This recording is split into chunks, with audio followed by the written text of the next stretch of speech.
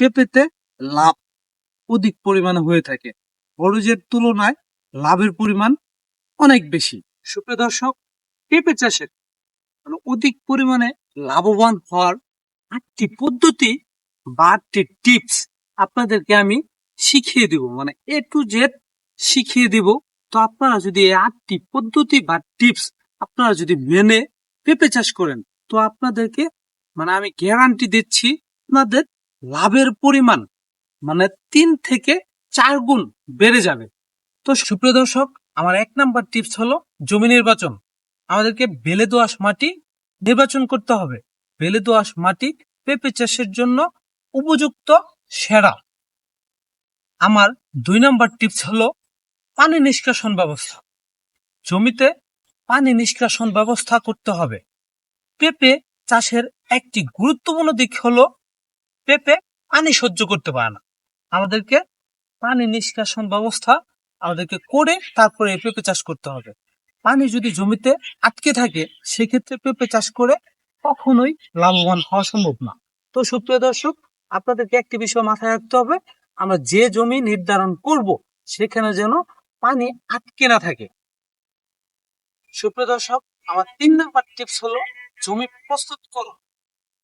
আমাদেরকে জমি প্রস্তুত করার জন্য যা যা করা প্রয়োজন তা আমাদেরকে করতে হবে। চাষ করে নিতে হবে সুন্দরভাবে, আগাছা যেন না থাকে। আসলে আগাছা কিন্তু প্রতিটি ফসলের জন্য মারাত্মক ক্ষতিকারক।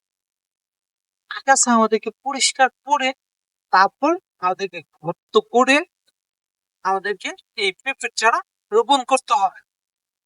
সুপ্রিয় দর্শক, আমার 4 নাম্বার টিপস হলো রোপণের সেরা সময় কোনটি, এটি আমাদেরকে খুঁজে বের করতে হবে। পেঁপে কিন্তু সারা বছরই চাষ করা যায়, তবে 2টি সেরা সময় আছে।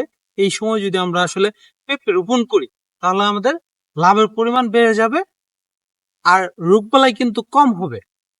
তো আমরা যদি সবজি হিসাবে পেঁপে চাষ করি, তাহলে আমাদেরকে মার্চ এপ্রিলকে টার্গেট করে এই পেঁপে রোপণ করতে হবে।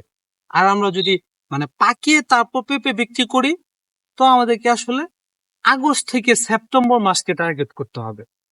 5 নাম্বার টিপস, সেচ ব্যবস্থা।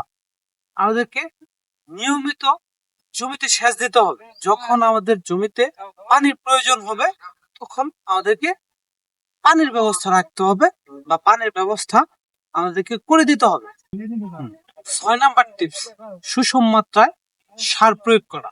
অধিক পরিমাণে সার প্রয়োগ করা থেকে বিরত থাকতে হবে। সুষম মাত্রায় আমাদেরকে সার প্রয়োগ করতে হবে। আমার 7 নম্বর টিপস হলো খুঁটি। পেঁপে গাছে আমাদেরকে খুঁটির ব্যবস্থা করে দিতে হবে। নানা ধরনের দুর্যোগ থেকে রক্ষা করবে ফসলকে এই খুঁটির মাধ্যমে।